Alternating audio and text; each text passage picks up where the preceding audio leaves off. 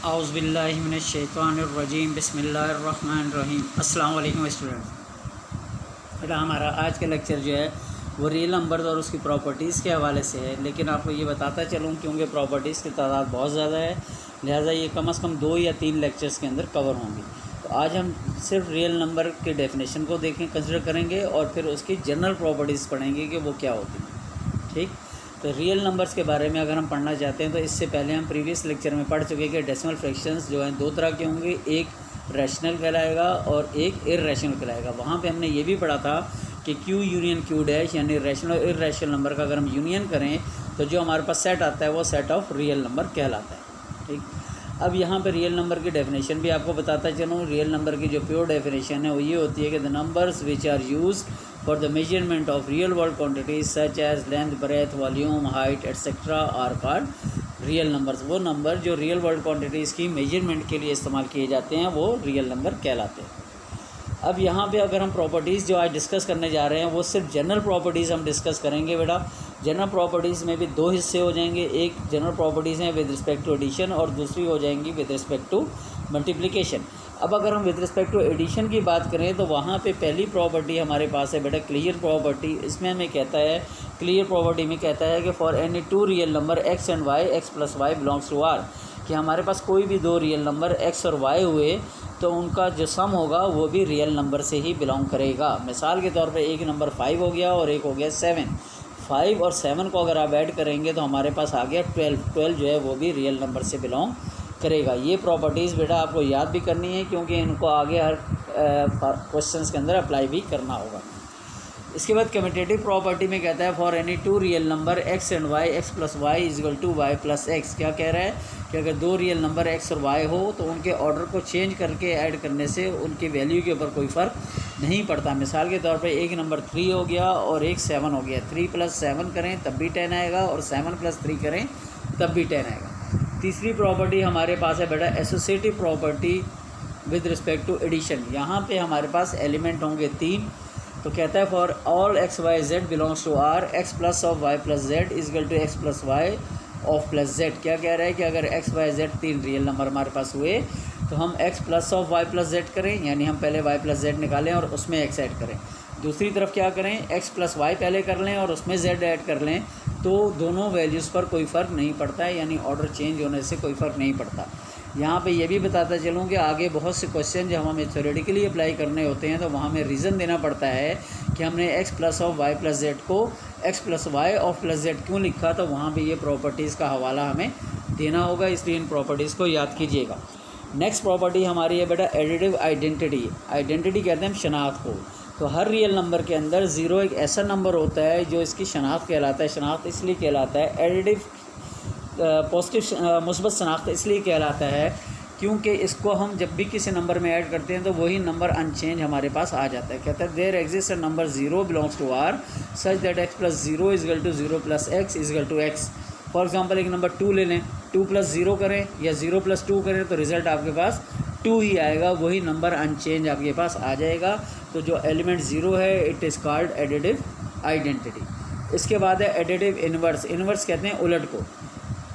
Additive inverse से मुराद ये होती है कि कोई भी ऐसा नंबर जब वो किसी और नंबर में ऐड हो तो उसका रिज़ल्ट 0 कर दे। मिसाल के तौर पर एक नंबर 7 है, उसमें -7 ऐड कर दें तो रिज़ल्ट 0 हो जाएगा। या एक नंबर -3 है, उसमें +3 कर दें तो रिज़ल्ट 0 हो जाएगा। टेक्निकली एडिटिव इन्वर्स में जो वैल्यू क्वांटिटी होती है वो एज इट इज़ रहती है, लेकिन उसका जो सिंबल होता है, जो साइन होता है वो चेंज हो जाता है, यानी अगर एक प्लस है तो दूसरी माइनस हो जाती है। कहता है for every x belongs to r there exist an element x dash such that x dash belongs to r such that x plus x dash is equal to x dash plus x is equal to 0। क्या होता है कि x में x dash add करें या x dash में x add कर दें, रिज़ल्ट हमारे पास क्या आ जाए, वो 0 आ जाए। ठीक, तो 2 ऐसे नंबर जिनका सम 0 होगा they are called additive inverse of each other. यहाँ पे हमें कोई भी नंबर अगर उसका एडिटिव इन्वर्स मालूम करने को कहा जाए तो हम सिर्फ उसका साइन चेंज कर दिया करते हैं, प्लस है तो माइनस, माइनस है तो प्लस। इसके बाद हमारे पास है बेटा properties with respect to multiplication. General properties ही हैं, वही सब काम होगा, लेकिन वहाँ पे ऐड हो रहा था और यहाँ पे मल्टीप्लाई होगा। कहते हैं क्लियर प्रॉपर्टी कहते हैं for any 2 real numbers x and y, x y belongs to r। x y mean x multiply by y। ठीक, कहता है अगर दो रियल नंबर एक्स वाई हों तो जो एक्स वाई आएगा या एक्स मल्टीप्लाई वाई रिजल्ट आएगा वो भी आर से बिलोंग करेगा। मिसाल के तौर पर एक नंबर 3 ले लें और एक 5 ले लें तो 3 × 5 15 बनेगा, वो भी रियल नंबर होगा। आगे कम्यूटेटिव प्रॉपर्टी में कहता है for any two real number x and y x y is equal to y x. यहाँ पर भी वही बात दोहरा रहा है, कह रहा है कि दो रियल नंबर एक्स वाई अगर हुए तो हम उनको ऑर्डर चेंज करके मल्टीप्लाई करने से उनकी वैल्यू पे कोई फ़र्क नहीं पड़ेगा। मिसाल के तौर पर 2 और 3 दो रियल नंबर हैं, अब 2 × 3 करें या 3 × 2 करें, रिज़ल्ट आपके पास सेम आएगा। इसके बाद तीसरी प्रॉपर्टी है एसोसिएटिव। यहाँ पे 3 एलिमेंट इस्तेमाल होंगे। कहता है for all x y z belongs to are x of y plus y z is equal to x y of z, the result will be the same. क्या कह रहा है कि अगर हमारे पास एक्स वाई जेड 3 रियल नंबरों में हम एक्स को मल्टीप्लाई करें वाई जेड के साथ यानी वाई जेड के प्रोडक्ट के साथ, या एक्स वाई के प्रोडक्ट को मल्टीप्लाई करें जेड के साथ, तो दोनों की वैल्यू के ऊपर कोई फ़र्क नहीं आएगा। नेक्स्ट हमारे पास है मल्टीप्लिकेटिव आइडेंटिटी। उसमें कह रहा है there exist number 1 belongs to r such that x dot 1 is equal to 1 dot x is equal to x। कहता है कि रियल नंबर के सेट के अंदर 1 एक ऐसा नंबर एग्जिस्ट करता है कि इसको आप किसी भी नंबर से मल्टीप्लाई कर दें वही नंबर अनचेंज आपके पास आएगा। यानी 1 × 3 करें तो 3 आ जाएगा, 1 × -7 करें तो -7 आ जाएगा। ये 1 की खूबी क्या होती है कि इसको आप किसी भी नंबर से मल्टीप्लाई करेंगे वो नंबर अनचेंज आपके पास आएगा, इसीलिए हम इसको कहते हैं मल्टीप्लिकेटिव आइडेंटिटी। कहता है the element 1 is called multiplicative identity. ये सारी चीज़ें आगे इस्तेमाल होनी है, बार बार आपसे कह रहा हूँ, फिर इनको याद कर लीजिएगा, बहुत मेहरबानी।